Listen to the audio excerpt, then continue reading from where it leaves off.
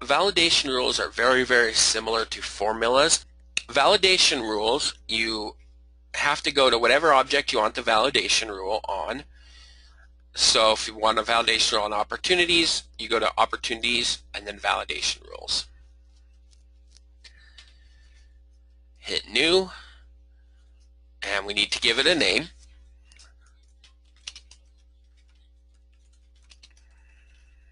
I recommend putting descriptions in on validation rules and workflow rules and things like that. The reason being is 6 months from now, when something is doing something odd in your system, or when you're trying to track down something, if you're like me, you're not going to remember exactly what that validation rule does. Even if you put a very descriptive name in it, it's still hard to go back in. So descriptions are very, very helpful in coming back and saying, okay, what have I done in my system? Why am I getting this error? Why is it telling me this? So I recommend descriptions.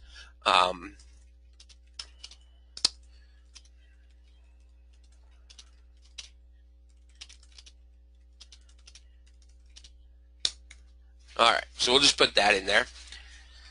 And then you'll notice here, this is the advanced formula field we were looking at earlier. And that's exactly how these work. You build a formula, and if the formula equates to true, it throws an error. If it's false, it does not throw an error. So if we wanted to say, let's put our if in here. So if we wanted to say if our amount is greater than 200,000, we want the new checkbox I just created called approved to be checked. Okay, so we want that to be checked if our amount is greater than, let's say, $100,000. So if amount, and I know what that is, but you can always come up in here and find opportunity amount, it's right there, and put it in that way as well. It's the same thing. If amount is greater than 200,000, and then we're going to need our AND statement here. So I'm going to bring it down a row again, and I'm going to put AND in.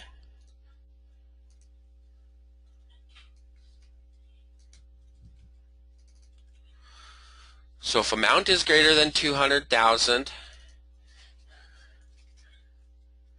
and it's what we want is we want to make sure that checkbox is checked. If it's not checked, we want to throw the error. So if both of those, it's going to be true, so we can just put true here. If not, false. And actually, we don't even need this if statement. I just put it in here so it's easier to kind of see where the true and false are coming from. So what this says is if amount is greater than 200,000 and approved is equal to false, it'll be true. Otherwise, it'll be false. But we can actually get rid of everything but the AND statement.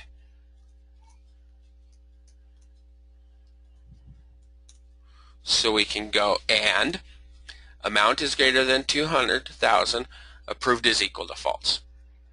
And if we check syntax, no errors found. And then down here it gives us the opportunity to put in a specific error message. So we can say if the amount is greater than 200,000, please get the opportunity approved. And you'll notice it's active. Always make sure they're active. If they don't end up active, it doesn't do much. And you can spend a lot of time trying to troubleshoot something only to find out that it just wasn't active. So now on our opportunity, if we hit edit and save, it's going to give us an error message, and it put it down here. If the amount is greater than 200,000, please get the opportunity approved. So if we changed our amount to 190,000, or even we could put it right at 200,000 because it's not greater than, it saves without any problem.